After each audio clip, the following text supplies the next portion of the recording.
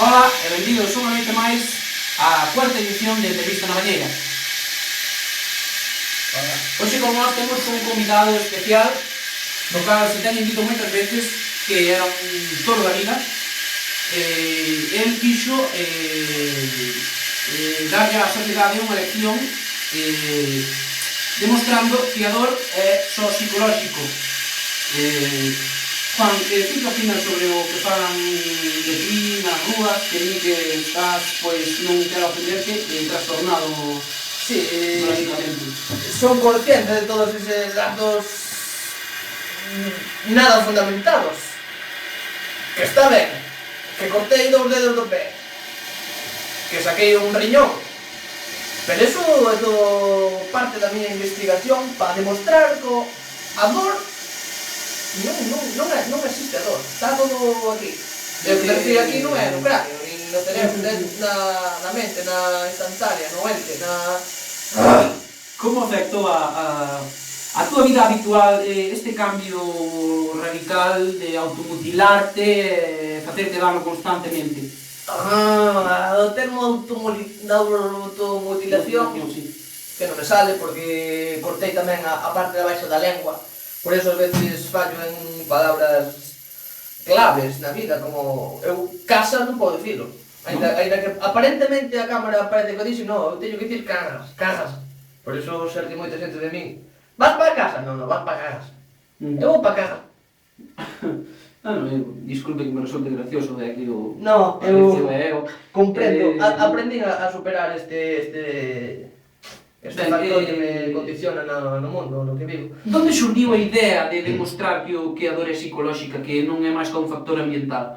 Pois, ainda que pareza raro, foi nun monte, non é do monte. Fomos como atípico... Din as malas linguas que vostede se encontrou, pisou un cepo de oso. Pero eso foi despois de que siguiu camiñando moitos anos.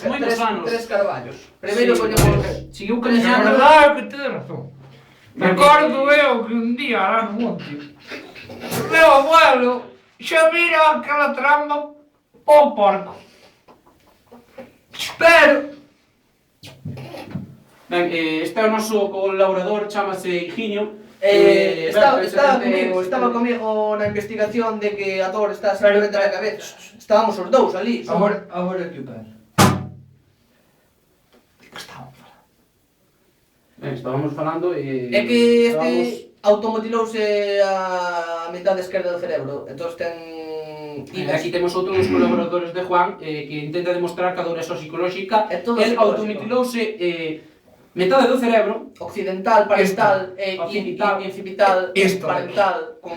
Esta non, esta. E metal? No, esta non, esta. El intenta demostrar conxunto con Juan nas súas investigacións que dixeronme... Queres chupar a cámara? Non. Bueno, pois entón. Así ya non se sei, coño, home, onde vai parar? Estes presentadores. Disculpen, estamos en directo, disculpen. Xa non recordo as preguntas porque me sorprendeu bastante a súa entrada. Vostede... Dijo eu. Chegaron a dicirme incluso... Así, por casualidade. Habendo tantas luces aí, quen collos ten... Quen collos ten...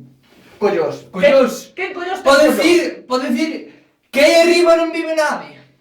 Bueno, estábamos falando do tema da dor. Quería dicirvos que dixeronme que, fontes de primeira man, que tenen subvencións da Unión Europea para demostrar os xens que son doloros. Sí. Pues, cedesme a palabra, Fiuta? A verdade é que son feliz. Bueno, sí, con medio cerebro pode ser o calquera. Creo que está contestada a pregunta.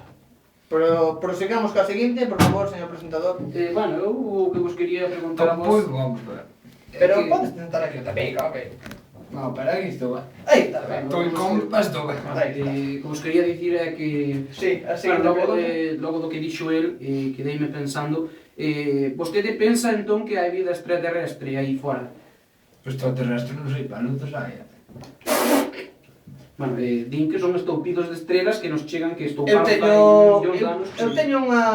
Habendo isto, non vai haber extraterrestres. Eu teño unha idea principal. Unha idea que me surxeu a min un día na praia, eso que non me gusta moito, pero estando na praia un día, peguei ca cabeza nunha rocha e surxeu unha idea, non polo golpe, senón pola felicidade que me produzo o xogo golpe. Xozó o... É que a miña lengua, como xa vos comentei, falta ya a metade posterior, interior, casterior de castor, e non podo pronunciar algunhas palabras. Imos a publicidade.